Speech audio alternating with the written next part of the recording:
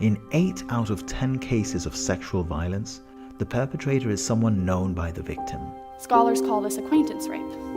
And so contrary to what most people believe, most rapes don't happen in a dark alley or in a bad part of town. No, most rapes happen between friends, between family members, co-workers, boyfriends, or girlfriends.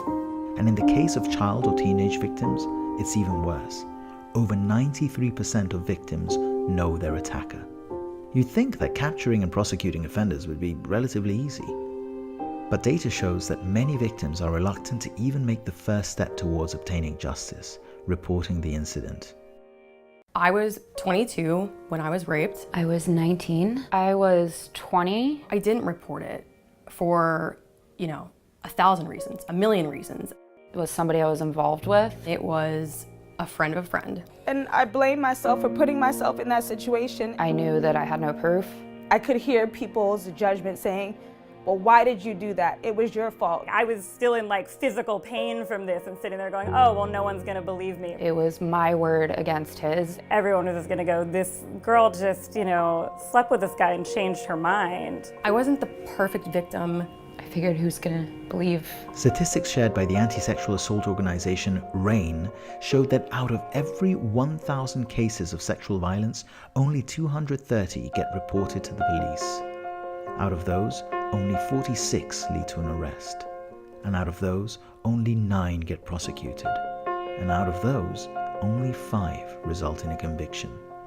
Which is to say that for every 1,000 cases of rape, 995 perpetrators walk free.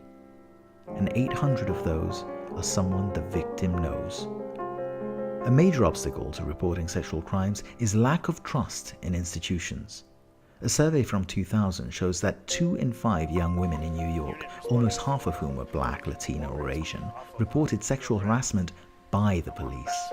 An officer is accused of an act of sexual misconduct at least every 5 days. Research overwhelmingly concludes that police sexual misconduct is a systemic problem, and it predominantly affects women of color. All I could think that he was going to shoot me. He was going to kill me. He did things to me that I didn't think a police officer would do. I was scared. I felt like I had to do that. He's in control. He's the police. He has the badge. And, I'm handcuffed to a bed. 29-year-old Daniel Holtzclaw sobbed uncontrollably Thursday as he was convicted on 18 of 36 counts that included first-degree rape and sodomy. Prosecutors said Holtzclaw targeted 13 African-American women in the poorest parts of Oklahoma City over a 6-month period. Even police units charged with investigating those crimes systematically fail the victims of sexual violence. A 2014 study showed that in Baltimore alone, over 50% of crimes over a 20-year period had failed to be investigated or had been deliberately buried by the police. Many of these cases had been coded open, police lingo for unfounded.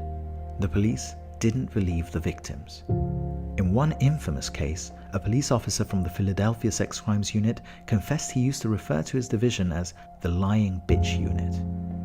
But despite these shocking obstacles, many women still muster the courage and decide to go ahead and report incidents of sexual violence. What happens then? The worst cases of sexual abuse are usually something that happens in private, behind closed doors. The only witnesses are the victim and the perpetrator. And when it's one person's word against another's, how do we prove what happened? Especially when the presumption of innocence means the burden of proof is so high. Victims are cross-examined, forced to relive their trauma, their character is attacked, they face humiliating questions like, why was she alone with the man? What was she wearing? Had she been drinking? Is she really sure it wasn't consensual? Who wants to come forward with the literal most violating thing that can happen to you, relive it, and then have people telling you that you're making it up? And the media's treatment of Christine Blasey Ford and her accusations against Brett Kavanaugh show that even those who do have the courage to go through with it aren't always believed, especially if their attacker is famous, well-loved, or simply powerful. With this lack of belief and the high burden of proof in the criminal courts, it's no wonder that the conviction rate in cases of sexual violence is so abysmally low. With lesser cases, there's even less incentive to report. Hands on the shoulder, pats on the arse, they're just a part of life, it's nothing.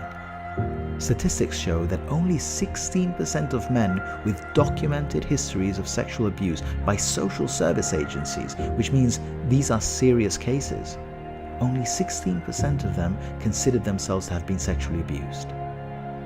If even male victims of serious sexual assault tend to shrug these assaults off, how can we expect the general male public to take everyday sexism seriously? All this is to say that women, especially those belonging to vulnerable groups, face severe obstacles in their ability to access justice through institutional means. In the very worst cases, the institutions charged with protecting them are guilty of the same crimes. And at best, victims aren't believed. The embarrassing truth is that even though as a matter of law women are equal, as a matter of practice, they simply are not. True justice requires equal recognition.